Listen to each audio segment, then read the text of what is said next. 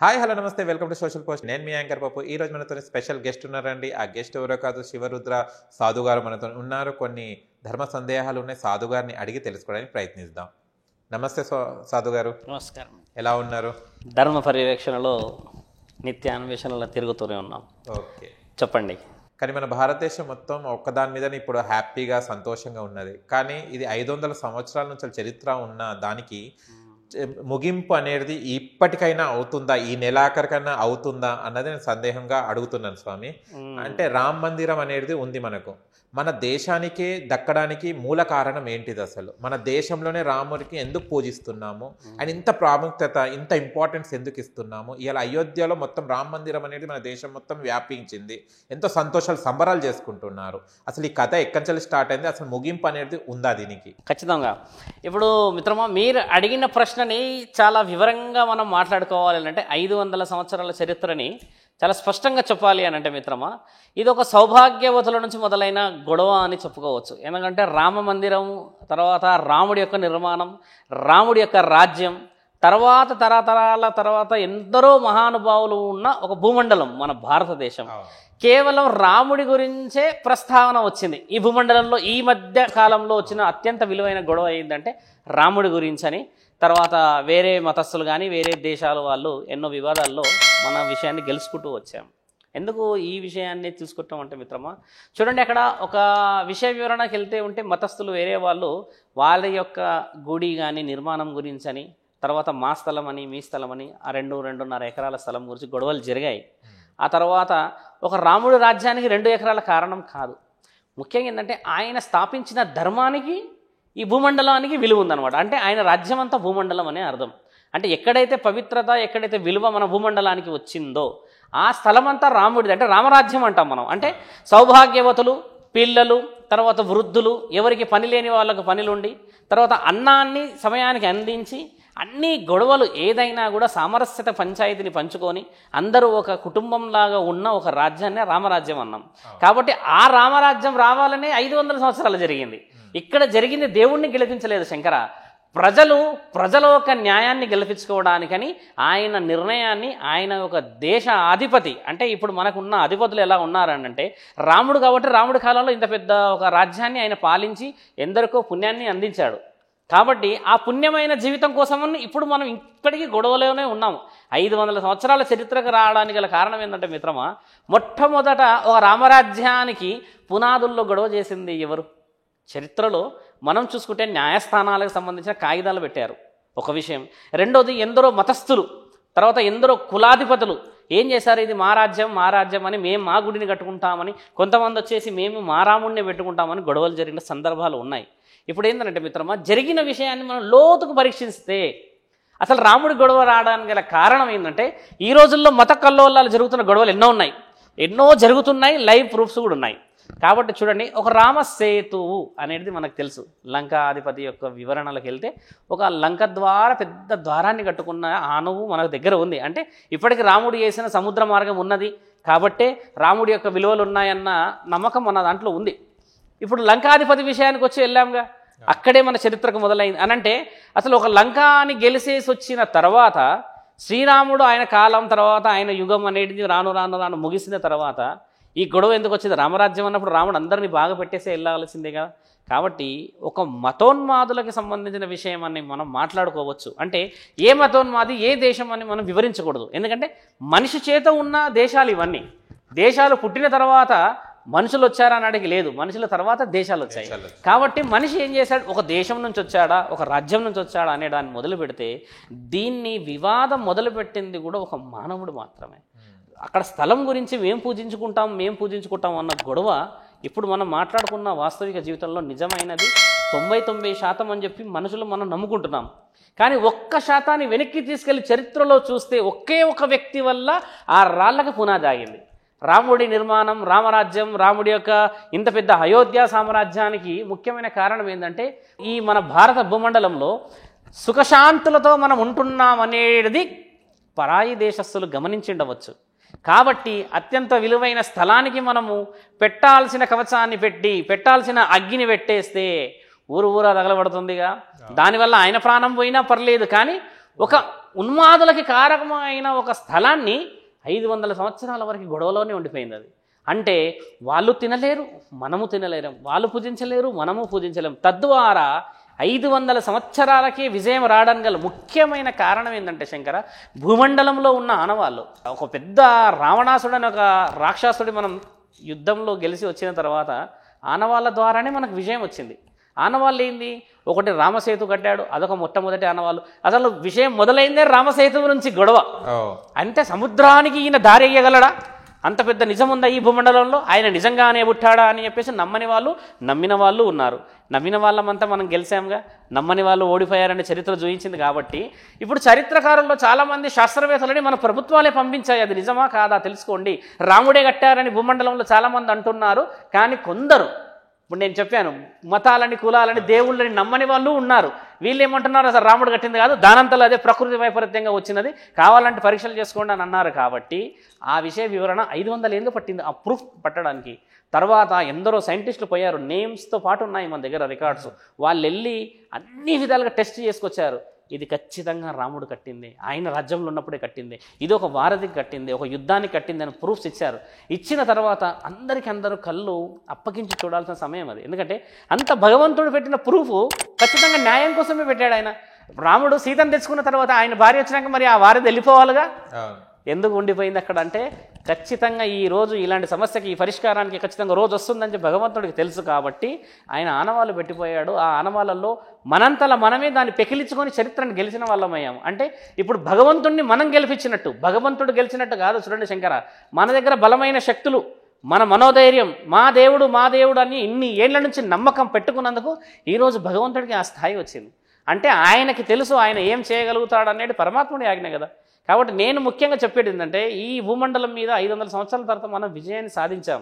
కానీ అసలైన విజయం ఇప్పటి నుంచి మొదలయ్యి రామరాజ్యం స్థాపించినాక కూడా ఏదైనా సమస్య ఎక్కడన్నా మన భారతదేశంలో వస్తే, అంత పెద్ద భూమండలంలో రాజ్యాన్ని స్థాపించి అయోధ్యలో 500 సంవత్సరాల చరిత్రని గెలిచి ఆడపిల్లని ఏదో చేశారంట, సౌభాగ్యవతిని ఏదో చేశారంట మాట వస్తే అది ఎంతటి కల్మషం ఈ యొక్క మనుషులకి ఆలోచించండి.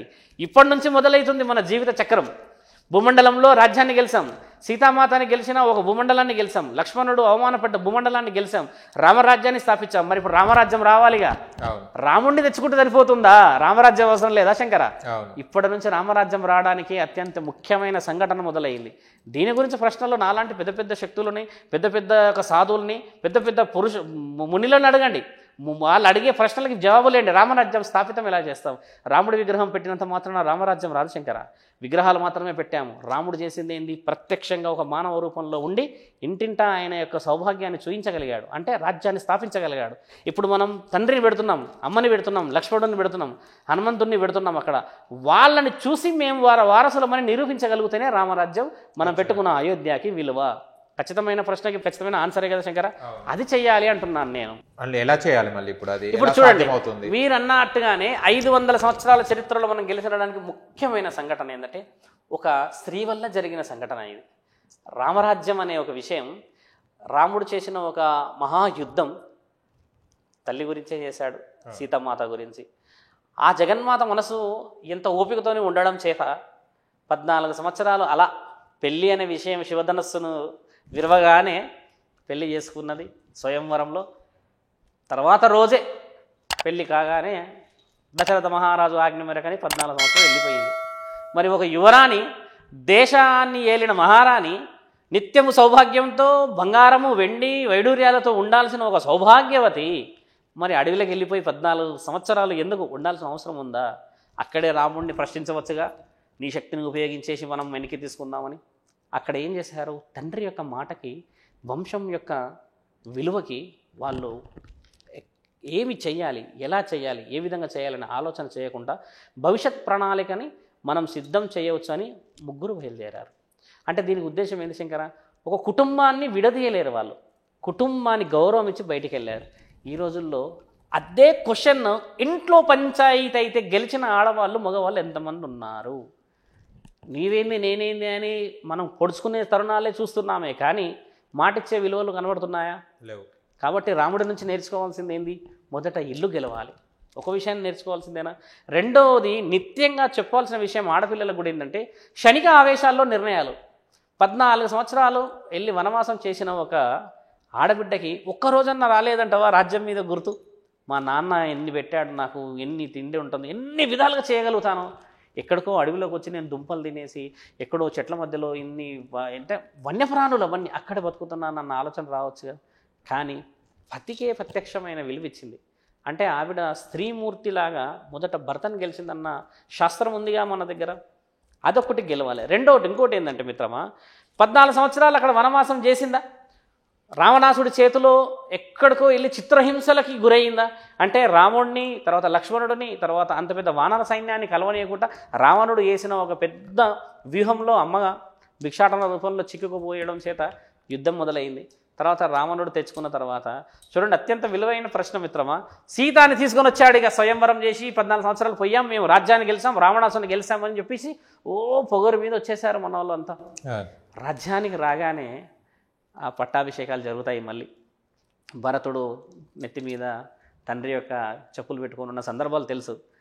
తీసుకొచ్చి కాళ్ళకి పెట్టగానే ఒక చిన్న మాట వింటాడు తండ్రి. రామరాజ్యం అని, రాముడి యొక్క భార్య అని, సీతామాతని ఇంత విలువిచ్చిన ఈ భూమండలంలో 14 సంవత్సరాల్లో కొన్ని సంవత్సరాలు అయితే రాముడు తీసుకెళ్ళిన లంకలోకి వెళ్ళింది కదా. అమ్మనైతే రావణుడు భిక్షాటన రూపంలో వచ్చి తీసుకెళ్ళాడుగా. అమ్మనైతే రావణాసుడు ఏ విధంగానూ హింసలు పెట్టలేడు, కానీ మనోవేదనకైతే తల్లి గురైంది కదా. ఆ గురైన దానికని మూడో వ్యక్తి ఏమన్నాడు? బాగా గుర్తుపెట్టుకోండి శంకర, ఈ ప్రశ్నకి కాంట్రవర్సీ రావచ్చు. ఏమన్నారు? అక్కడికి వెళ్ళిన తర్వాత రావణాసుడు సీతామాత రావణుని వదిలిపెట్టి అన్ని రోజులు అక్కడ ఉంది అన్న మాట చాలా చాలా చెడు మాట అయిపోయింది. మళ్ళీ శ్రీరాముడు అయ్యో రామరాజ్యంలో పరస్త్రీ అన్న మాట తీసుకొచ్చి భర్తను వదిలిపెట్టి రావణాసుడి దగ్గరికి వెళ్ళి అన్ని రోజులు ఉన్నది అన్న మాట సాకలివాడి చేతిలో రాగానే ఎంతో భయం వేసింది వీళ్ళందరికీ. ఎలా అంటే అలా రాగానే చెడ్డు మచ్చ కదా. పరస్త్రీ అనే విషయం ఎలా అనుకుంటామో, పరపురుషుడి దగ్గరికి వెళ్ళిన స్త్రీ అన్న విషయానికి రాముడికి కూడా తప్పలేదు. ఆ యొక్క నింద తప్పు ఎక్కడ జరగలేదు, మనకు తెలుసు అది. ఆ నింద పడేసరికి అమ్మని తీసుకెళ్ళి మళ్ళీ వదిలిపెట్టాడా? మళ్ళీ తీసుకెళ్ళి మళ్ళీ అదే వనవాసం కోసం అని అదే అడవిలో వదిలిపెడితే అమ్మ నిండుగా గర్భవతి. అప్పుడు 2 కవల పిల్లలు మన భూమండలంలో చూస్తాం, లవుడు కుశుడు. గర్భవతి అని తెలిసి కూడా లక్ష్మణుడు వెళ్ళేసి వదిలిపెడతాడు తల్లిని, అమ్మ నన్ను క్షమించు అని. అప్పుడు పిల్లలకి 8-9 సంవత్సరాలు వచ్చే వరకు అమ్మ ఏం చేసింది? మళ్ళీ రావణుడిని ఏమైనా నిందించిందా? రాముడి చరిత్రనే ఆవిడ చెప్పుకుంటూ వచ్చింది. రాముడు గురించి అని, లక్ష్మణుడి గురించి అండి, వాళ్ళు చేసిన గొప్ప గొప్ప గొప్ప దశరథ మహారాజు యొక్క విలువైన రాజ్యం గురించి చెప్పుతూ వస్తుంది ఆవిడ. చూస్తూ ఉంటాం, భజనలు చేసుకుంటూ లవకుశలు కొట్టుకుంటూ వెళ్తూ ఉంటారు, ఊరూర ప్రచారం చేస్తుంటారు. అంటే వాళ్ళకే తెలియదు వాళ్ళ చరిత్రని వాళ్ళు రాసుకున్న రాదని చెప్తున్నారన్న విషయం చూసామా? అంటే నా తల్లి మళ్ళీ నిరూపించుకుందా? గర్భంతోనున్నా కూడా ఎలాంటి కల్మషం లేకుండా పోయింది అని. అంటే ఆడదేం నేర్చుకోవాలి? ఇప్పుడు మీరు బాగా ఆలోచించండి. మీరు బాగా ఆలోచించాల్సింది, ఈ రోజుల్లో ఆడపిల్లలకు అంత ఓర్పు ఉన్నదా? ఓర్పు లేదు. ఓర్పు లేకుండా బయటికి పోయారా? ఇప్పుడు గర్భంతోనున్న అమ్మాయిని వదిలిపెట్టేసి సీతారాముడు ఈరోజు పూజించబడుతూ ఉంటే, ఆ రోజు సీతారాముడు కంటే ముందు ఆవిడ ఆడబిడ్డనే కదా, అడవిలో వదిలినప్పుడు గర్భవతే కదా. మరి ఎక్కడో వెళ్ళేసి వనవాసంలో ఉండి ఎన్నో ఇబ్బందులు పడ్డది. ఏదో ఆశ్రమాల చుట్టూ తిరిగి ఉన్న నా తల్లి ఆ రోజు ఎంతో ఇబ్బంది పడ్డప్పుడు, ఈ రోజు మన భూమండలం మీద ఎంతమంది తల్లులు అంత ఓపికతోని బిడ్డల విషయంలో, తల్లి ఒక సంసార విషయంలో ఓపికతో ముందుకు చెప్తూ ఉంది చెప్పండి. అంటే రాముడు గురించి ఇంత చరిత్ర గొప్పగా మనం మాట్లాడుతూ ఉన్నప్పుడు చరిత్ర గురించి ఎందుకు చెప్పకూడదు? 2 విషయాలు. అమ్మ మళ్ళీ కన్నది అంటే ఆవిడ ఎన్ని బాధలు అనుభవించిందా? ఈవిడ పతివత కాదు అని చెప్పేసి నిరూపించడానికి అని అగ్ని పరీక్షలు పెట్టారు. మీరు గుర్తుపెట్టుకోండి శంకర, అమ్మకి అగ్ని పరీక్ష పెట్టారు సీతమ్మ తల్లికి. పెడితే అమ్మ నించున్నది ఏడ్చుకుంటూ తల కిందికి దించి పరీక్ష పెట్టండి అని. అగ్నిదేవుడు, సూర్యుడు అందరూ కలిసి దేవాది దేవతలు ఏమన్నారంటే వలదు పరీక్షలు పెట్టడానికి కుదరదు అని చెప్పి అగ్నిదేవుడు పారిపోయాడు. అగ్నిదేవుడు అగ్గి దొరుకుతలేదు ఎవరికి కూడా, అగ్గి దొరుకుతలేదు అని చెప్పేస్తే అమ్మని అలానే నించోబెట్టేసి అక్కడే.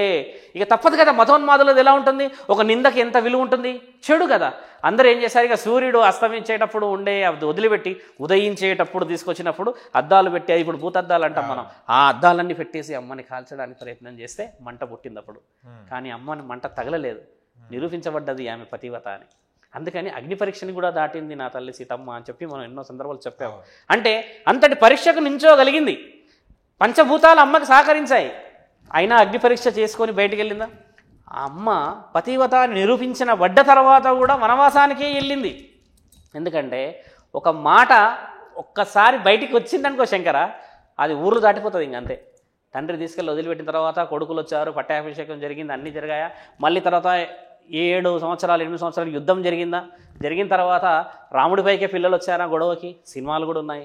ఆ తర్వాత అమ్మని తీసుకొని వచ్చాడా, వచ్చిన తర్వాత అమ్మ ఏం చేసింది, తండ్రిని కూడా ముట్టుకోలేదు, ఇలా కూడా తాకలేదు. చరిత్ర ఉంది, మీరు చూడండి, రామాయణంలో రాసింది, ముట్టుకోలేదు. అమ్మా ధరణీమాత అని చెప్పి గట్టిగా అరవగానే భూమండలం చీల్చుకొని అమ్మ బయటకు వచ్చారు. ఎంతో కోపంతో వచ్చింది, నాలుకపై ఎంత పెద్ద పెద్ద అరుపులతో రాగానే నేను వెళ్తున్నానని చెప్పి వెళ్ళిపోయిన సందర్భం చూసాం మనం. అమ్మ ఒడిలో పడుకొని సెలవిక అంటది. అలా వెళ్ళిపోగానే సీతామాత, రాముడు కూడా కళ్ళు మూసేస్తాడు, అక్కడే కన్ను మూసేస్తాడు. కన్ను మూసేసిన చరణం చరిత్ర చెప్పుకుంది. ఈరోజు విజయం అది శంకర. ఒక భార్య కోసం భర్త పడ్డ మనోవేదన, చనిపోగానే అమ్మ వెళ్ళిపోగానే అమ్మతో పాటే రాముడు వెళ్ళిపోయిన తర్వాత ఎక్కడైతే ఈ సందర్భాలు జరిగిందో, ఎక్కడైతే ఈ భూమండలానికి పవిత్రత వచ్చిందో, అదే కదా ఈరోజు అయోధ్య. అంత పవిత్రమైన స్థలం శంకర అది. దానికి విలువల్ని నేను ఏమంటున్నానంటే, వాళ్ళు ఇల్లు గెలిచి, సౌభాగ్యాన్ని గెలిచి, సమాజాన్ని గెలిచారు కాబట్టి ఇకపైన ఆడపిల్లలు ఆ విషయంలో, మగవాళ్ళు ఆ విషయంలో రామమందిరాన్ని పైన ప్రమాణం చేసుకొని ముందుకెళ్ళవచ్చుగా. మేము బాగుంటాము, అమ్మ సీతమ్మ తల్లి ఎన్నో గెలిచింది, రాముడు ఎన్నో పరీక్షలను ఎదుర్కొన్నాడు, దేవాది దేవతలకే తప్పలేవు ఇల్లు సంసారం అనే విషయంలో. మానవ నిమిత్తం మనం కొద్దిపాటి జీవితం మాత్రమే అని అనుకోవచ్చుగా శంకర. నేను చెప్పేది కూడా చాలామంది ఆడపిల్లలకు కానీ మగవారికి కానీ చెప్పేది ఏంటంటే మిత్రమా, మాట ద్వారా సంసారాలు పొడగొట్టుకోకండి.